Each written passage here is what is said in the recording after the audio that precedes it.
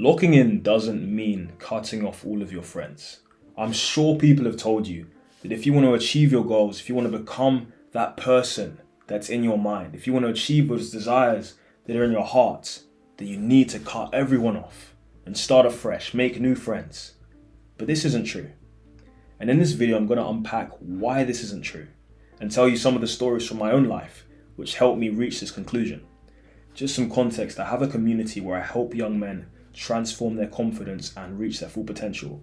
And this is one of the most common problems that a lot of people in my community have. They think they need to push everyone away and be a lone wolf going on their path on their own.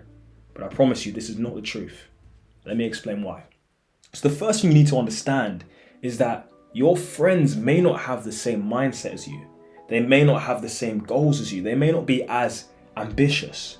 But one thing that they do have, which is extremely valuable, is loyalty.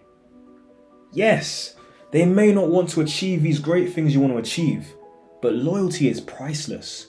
Loyalty is valuable. If you have a friend that's loyal, that's a friend that you should keep by your side forever, because those friends don't come by very often. I remember when I was at my lowest, I hit rock bottom.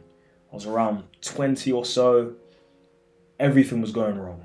Heartbreak, wasn't doing well, everything was failing. I wanted to achieve certain things, but I was procrastinating and I wasn't going all in on my goals on my social media. I was at my lowest and I wasn't living at home at the time. So I was in this house that had 3 floors and I was at the top floor. And I was in this room that was so poorly insulated. So you could feel the cold coming in from outside, and it was winter time, so it's super cold.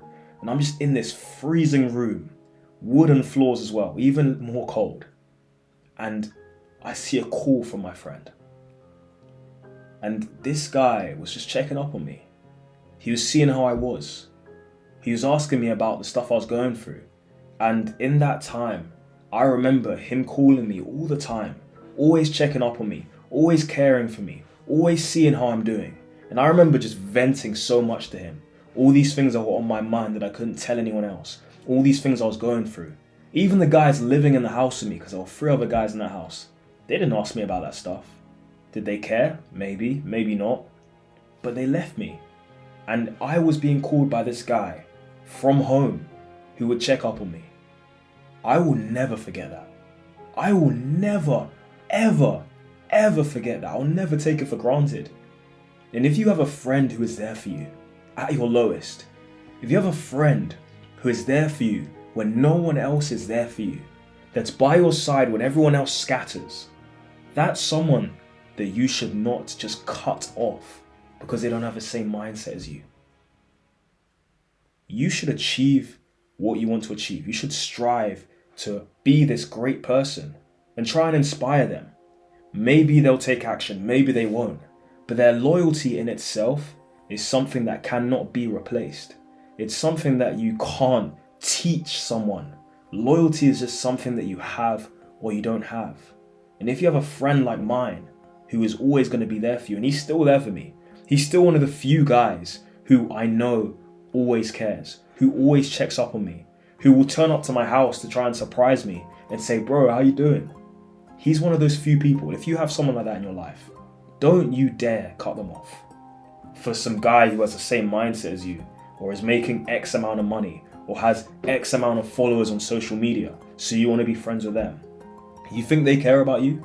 You think they'll be there for you when you're at your lowest? When you lose everything and there's nothing left? You think they'll be there for you? See, some people in your life, they're there transactionally. It's conditional. Like, if you do this for them, they'll do that for you. And you could argue that's every relationship, but some friendships are less transactional than others. Some people are there for you just because you were there for them, just because you are friends. They will always be there for you.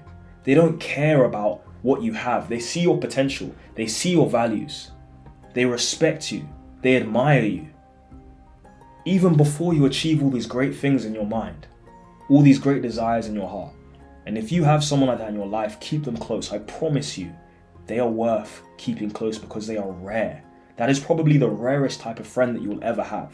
And if you let them go, shame on you. because I promise you, not many people are going to be like them. So don't try and cut them off. Be this lone wolf, or cut them off and try and replace them for some guy with more followers or more monthly recurring revenue or whatever. Keep those people close. Loyalty is priceless. It's not about the mindset all the time. Now, if you can find someone with a great mindset who's also loyal, even better. But loyalty in itself, that's something that is irreplaceable. The next thing I need you to understand is that we were never meant to be alone. We were never supposed to be lone wolves. A few years ago, maybe not a few years ago, but a few thousand years ago, a few hundred years ago, being separated from your tribe because everyone was a part of a tribe meant that you were pretty much going to die. Like, that was the conclusion that people would draw. I'm going to die because I've been separated from my tribe. No one did anything alone. But you think now that if you go alone, because you've been fed this lie that be a lone wolf, do things alone, everyone around you's holding you back, you've fed that lie and you've believed it. You think that's the way forward. I promise you it's not. And I sympathize with you. I understand why you believe that. Because when you try and work on yourself, when you try and level up and improve your life, you realize everyone else around you isn't as relatable. People don't really understand your mindset. They don't understand why you do what you want to do. They say that you're crazy, they laugh at you when you say what you want to achieve because they say it's too ambitious. Be realistic, they might say. Or maybe you want to do certain things and no one wants to do it with you. They want to do the stuff that you used to enjoy but no longer satisfies you. So you feel like an alien.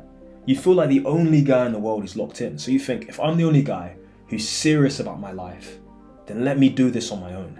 But it's a huge mistake. It's a huge mistake because we were never supposed to be alone. You need to be independent. Yes, it's very important to be independent. It's very important not to rely on others at first. Learn to rely on yourself before you rely on others. But what is superior to independence is interdependence. This is when you are no longer on your own trying to achieve your goals, but now you are with other people who share your values, who share your goals, who share the vision, and you achieve those goals together. That's interdependence. And that's what you should strive for. Because if you want to go fast, go alone. But if you want to go far, if you want to achieve those great things in life, if you want to make waves in this world and be remembered and achieve those desires in your heart which aren't easy to achieve, then you need to go together with someone else. If you want to go fast, go alone. If you want to go far, go with someone. So stop trying to do things alone. I sympathize with you because it makes sense. You're this guy who no one else understands, so you think, let me just do it on my own. No one understands me anyway, but I promise you, it's not optimal. There are people out there who share your values, they share your goals, they share your vision, and you can do it with them. And when you understand that life isn't about the destination, it's not about hitting that checkpoint or that landmark, but it's about the journey, then you realize that there's no point in being a lone wolf until you achieve X goal. Because when will you achieve that goal, firstly? And secondly, when you achieve that goal, will you say that that's enough? Because I could say, okay, I want to make $1 million. And until I hit $1 million, I am not going to be friends with anyone. I'm going to be a lone wolf. I'm going to slog it out on my own. But then when I hit $1 million, who says that I won't think, I need to hit $10 million now, and then I'll be happy. So I continue being a lone wolf. And then I die a lone wolf on my own. Do you want to die alone on your bed? Alone? No one around you because you pushed everyone away? Is that what you want? I don't want that. We're created to be around people. We're social beings. That's why when you have that interaction with that random person, it makes you smile and it makes your day significantly better because you've interacted, you've socialized. We all need socialization, if that's a word. We all need that. We all need to interact with other people because it makes our day better. We were created to socialize. So when you decide to be a lone wolf, by no fault of your own, that's why you feel the way you do. That's why you don't feel comfortable. That's why you feel lonely. You feel sad. You might feel depressed. You're not supposed to do it that way. Keep those people in your life who are loyal to you, but also be around other people who share your mindset, who share your goals, who share your values, and build together with them. Don't do it alone. You don't have to. Another thing I want you to understand is that you don't need to cut off your friends, because your friends can be so useful to actually helping you on the grind. Not necessarily because they might build with you, but because they can help you recharge. Think about your phone. Think about your laptop. Whenever you're using that laptop, there comes a point where the battery starts getting low. And when that battery gets low, the laptop or the phone stops operating at the same level. Or think about you during the day. In the morning, you wake up and you're super productive, but then you start getting tired later on in the day when you've done a lot of work. And now you're a bit more sluggish. What would have taken you 30 minutes in the morning is now taking you 4 hours at night. I remember when I was younger and I was very disorganized. I'd be doing all-nighters sometimes with my homework in school and stuff. And I remember I'd be writing an essay that would usually take me 1 hour when I'm fresh. It's taking me 5 hours because I'm doing it slowly and I can barely think and all of this. But when you're operating at full charge, you're effective, you're efficient. So you need to view social interactions in that way. When you are operating at full charge, you work your best. When you keep on working even though your battery is low, even though you're tired, you're so much less efficient, you're so much slower. So use social interactions as a way to recharge. Just the other day, I went out with a guy in my community to this really nice cafe in a really affluent area in London, Mayfair, if you know it. And we were there, we spoke to lots of people, we got lots of work done, we filmed some content. That was a great day. You're going to see the vlog soon, so look out for that. But that recharged me. That meant I could go home and I felt good. The next day I could do some more work, I was inspired, I was motivated. But if you're in your house 24/7, if you're working 24/7, if you're always just doing work, and there's no outlet, maybe going on a walk, maybe going to see your friends, maybe having a laugh with someone that is close to you, you're going to burn out. And I know some people don't believe in burnout, but trust me, there's a limit to how much you can do. Use social interactions with friends to recharge. They don't necessarily have to have the same mindset as you. And you understand this when you understand how friendship works. There's layers to friendship. Think of friendship like an onion.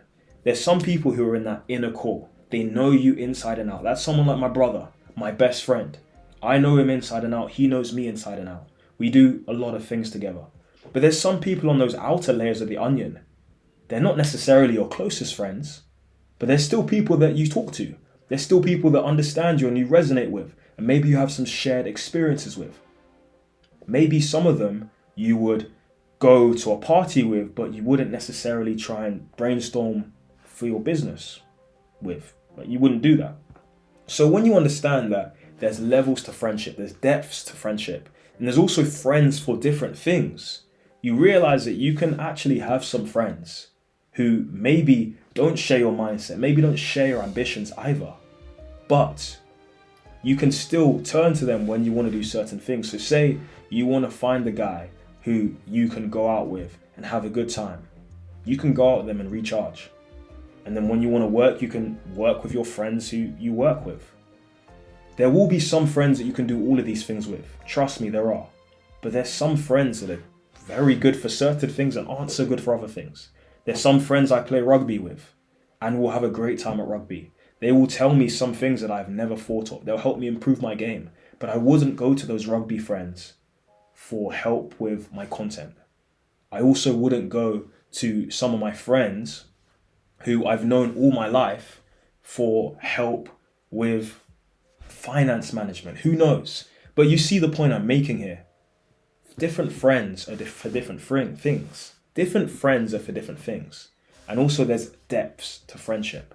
So when you understand that, you realize that some friends can help you recharge. Some friends can help you when your capacity starts dropping and your efficiency lowers to get back on track and recharge so you can work at your best. So don't cut off your friends. Don't fall for this lie that everyone needs to go, because I promise you it is nothing but a lie. I almost fell for this. I almost let go of some of the guys who have been there for me from the beginning. And I don't want you to fall for that as well. So keep them close. If someone's loyal to you, realize that's rare.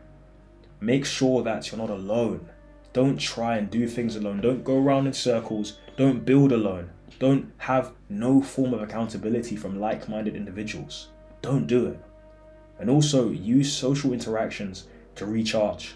Don't feel bad for recharging. Don't feel bad for going out, because it's actually going to help you work better when you get back and when you're fully charged. If you want more advice like this, keep watching my videos, subscribe, send me a DM if you have any questions. My DMs are always open. And if you want to work directly with me to improve yourself, like I said, I have a community where I transform young men's confidence and help them reach their full potential. Click the link in my description and join my community.